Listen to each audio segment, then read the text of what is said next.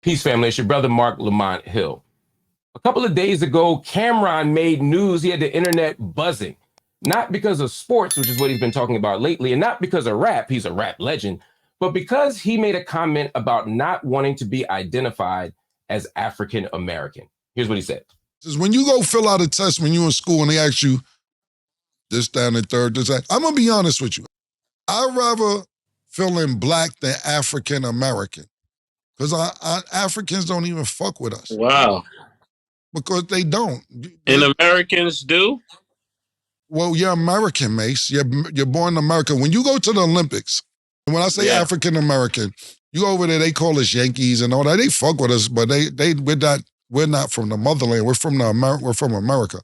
So I'd rather say I'm a black American. When we go to the Olympics as a country, and somebody black is fighting from the United States, you don't say African American, you say American. You don't even put a color on it. It's an American fighter fighting a European fighter, or China or Japanese or anything. You're known in the Olympics as an American. It doesn't matter what color you are. You're an American fighting against somebody from Cameroon or Senegal, whatever. The point being is they don't categorize it when it's world competition, but when it's other shit, it needs to be categorized. So I consider myself a black American. I don't consider myself African American. And shout out to all my niggas in Africa, much love. But y'all don't consider us real Africans. Y'all don't. Now, normally I mind my own business on this kind of stuff, sort of. But I felt the need to respond directly to Cam because I think this issue is that important. So Cam, my brother, here is my response to you.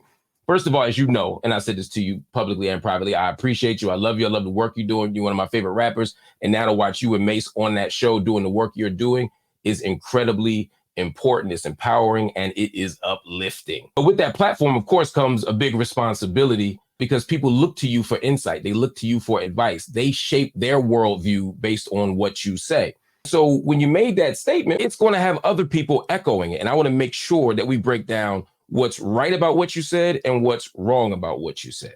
For me, saying you black is cool. I often say I'm black as opposed to African American because I don't want to exclude my brothers and sisters from the Caribbean, my brothers and sisters from the continent of Africa. In the United States, when you say you black, it encompasses all of that because the police don't care if you came in on a boat last year or 400 years ago. When you don't get the job or you don't get the house or you don't get the credit or you don't get whatever it is because of your race, people don't care whether you are African from the continent, whether you're African from the Caribbean, whether you're African from the United States. So for me, black in that way is a good framework to include all of us. I'm with that part of it, but we can't let go of Africa, my brother. And I'll tell you why. First of all, the idea that Africans don't fuck with us is, I think, not true. It's exaggerated and inflated. Africa is a continent and every country is different. Every region is different. The idea of even calling Africa a single place is something that really Europeans did. It happens in a way that ignores the fact that there's different tribes and different cultures and different civilizations, sometimes that aren't even connected by a country. So it's complicated. So I would never say all of Africa does this or all of Africa does that. But in general, what I would say is there's a long history of Africans on the continent connecting with black folk here in the United States. When we were marching for civil rights, there were people in Accra, Ghana singing "We Shall Overcome." They were hearing our songs, they were hearing our music, they were hearing and witnessing our struggle. And as they fought for independence in countries like Ghana, they watched what we did and they felt a connection. In Sierra Leone, they feel a connection. In Ivory Coast, they feel a connection. In Cote d'Ivoire, they feel a connection. In South Africa, they feel a connection. When we were marching to end apartheid and to get Nelson Mandela out of prison, they certainly banged with black Americans who were struggling with and for them. Are there some folk who don't? Are there some who ain't even black? Look at North Africa, a whole bunch of Arabs. Are there people who come here and think they better than the average nigga on the street? Absolutely. And some of them got to get a nigga wake-up call when the police stop them and don't care what country they came from or how non-African American they are. So we understand all of that. But at the end of the day, we are a united people. And the extent to which we are disconnected is the extent to which white supremacy has wedged us apart. So the goal for us now is to bring everybody back together. And why? We gotta recognize that our history and our roots are African. We are African people. When you go through New York City and you meet somebody who's Italian or Irish or German or Indian, we don't say, Irish American. We don't say, yo, my homie was dating this Irish American girl, or yo, my homie was tiptoeing out with this Italian American chick. Nah, right? We don't say, yo, the Indian American guy up the street gave me a hard time in the cab. We call them where they're from because that's their culture. That's their origin. That's their story.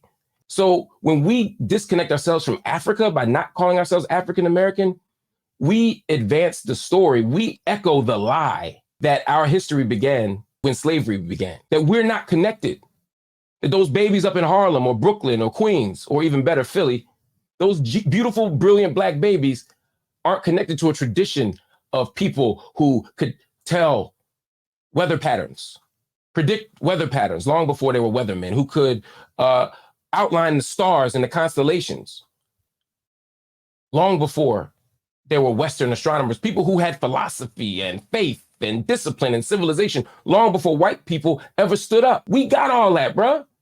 And we had that from Africa. So when we cut ourselves off from Africa, we cut our own babies off and ourselves off from the genius and the brilliance of our tradition. Hip hop, as much as it's born in the Bronx, hip hop is rooted in Africa. And I hear you when you say Africans don't see us as real Africans, but brother, I'm going to push back on that just a little bit. Pause. There is a large chunk of the African continent, and again, it's a continent with lots of different countries, cultures, and values and politics that see us as brothers and sisters and long distant relatives who they want to come home. Think about the March of Return. In 2019, Ghana invited the global community to come back to return to home, which is Africa, and specifically Ghana. And so many Black people, African people went to Ghana. They saw the culture. They saw the connection. They felt the love from the African people.